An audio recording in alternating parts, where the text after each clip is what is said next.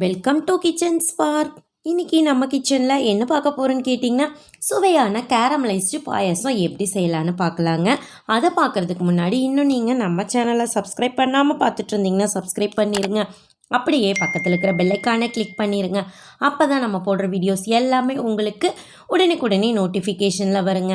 அந்த வரிசையில் நாம் இன்றைக்கி ரொம்பவும் சுவையான கேரமலைஸ்டு பாயாசங்க. குழந்தைகள்லாம் விரும்பி சாப்பிடுவாங்க.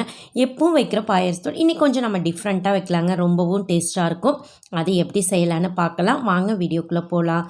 பாருங்கள், இந்த மாதிரி ஒரு கடாயை வச்சுருக்கோம். கடாய் நல்லா காஞ்சதுக்கப்புறம் கொஞ்சமாக நெய் ஆட் பண்ணிக்கலாங்க. நெய் நல்லா காயட்டும்.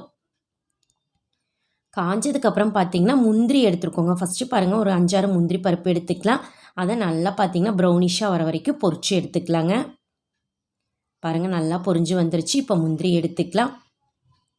நெக்ஸ்ட்டு பார்த்திங்கன்னா திராட்சை எடுத்துக்கலாங்க. திராட்சையும் பார்த்திங்கன்னா நல்லா உங்களுக்கு மேலே பஃபுல் மாதிரி வர அளவுக்கு பொரிச்சிட்டு எடுத்துக்கலாம். பாருங்கள், இப்போ திராட்சையும் ரெடி ஆயிடுச்சுங்க. இதில் இருக்கிற நெய் அப்படியே இருக்கட்டுங்க. நெக்ஸ்ட்டு பார்த்திங்கன்னா நாம் அதே நெய்யில் சேமியா எடுத்துக்கலாம். பாருங்கள், சேமியா எடுத்து அந்த நெய்லேயே நம்ம வறுத்துக்கலாங்க. சேமியாவை உங்களுக்கு எவ்வளோ தேவைப்படுதோ அவ்வளோ சேமியா எடுத்துக்கலாம். பாருங்கள், நம்ம எடுத்தாச்சு. இப்போ இதை கொஞ்சம் நல்லா நெய்யில் வறுத்துடலாங்க. நல்லா வாசனையாக இருக்கும் உங்களுக்கு. பாருங்கள், நம்ம வறுத்துக்கலாம். நல்லா இந்த மாதிரி வறுத்த சேமியாவாக இருந்தாலும் இந்த மாதிரி கொஞ்சம் வறுத்துக்கலாங்க. நல்லாயிருக்கும் உங்களுக்கு. ஸோ பாருங்கள், நல்லா வறுபட்டுருச்சு நெய்யில். இப்போ பார்த்திங்கன்னா இதில் நாம் பால் ஆட் பண்ண போகிறோங்க. பாருங்கள், நல்லா வறுத்து வந்துருச்சு. நெக்ஸ்ட்டு நம்ம இதில் நான் இன்றைக்கி பார்த்திங்கன்னா ஒரு லிட்டர் அளவுக்கு நான் பால் ஆட் பண்ணி பாலில் தாங்க நம்ம வைக்க போகிறோம் இன்றைக்கி பாயாசம். ஸோ அதனால் 1 லிட்டர் அளவுக்கு நான் பால் ஆட் பண்ணிக்கிறேன். பாருங்கள், ஃபுல்லாக பால்லையே வேகணுங்க. இந்த சேமியா சீக்கிரமாக உங்களுக்கு வெந்து வந்துடும். ஸோ பாருங்கள், இந்த மாதிரி நம்ம பால் ஆட் பண்ணியாச்சு.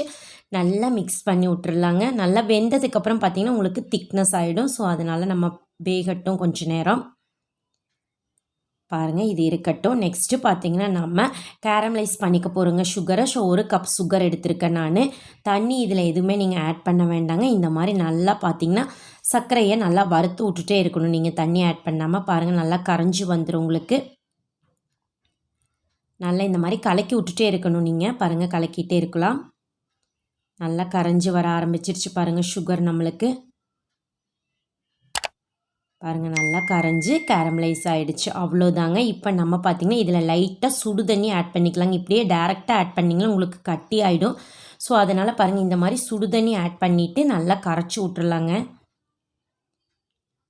பாருங்கள், ஆட் பண்ணியாச்சு. நல்லா கரைச்சி விட்டுட்டிங்கன்னா உங்களுக்கு நல்லா உங்களுக்கு கேரமலைஸ்டு நல்லா தண்ணி மாதிரி வந்துடும். பாருங்கள்,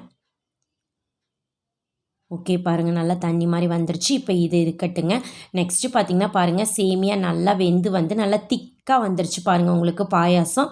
இப்போ சேமியாவும் வெந்துருச்சு, உங்களுக்கு பாயாசம் ரெடி ஆயிடுச்சுங்க.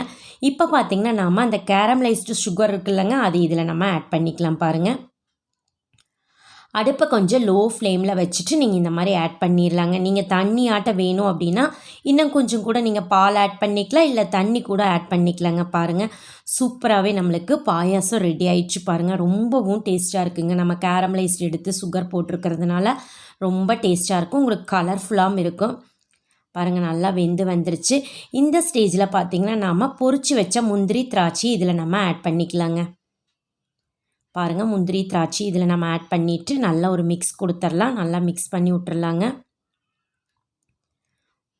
சூப்பராக நம்மளுக்கு இப்போ கேரமலைஸ்டு பாயாசம் ரெடி ஆயிடுச்சுங்க. ரொம்பவும் டேஸ்ட்டாக இருக்குங்க. பால் போட்டிருக்கிறதுனால குழந்தைகளும் நல்லா விரும்பி சாப்பிடுவாங்க.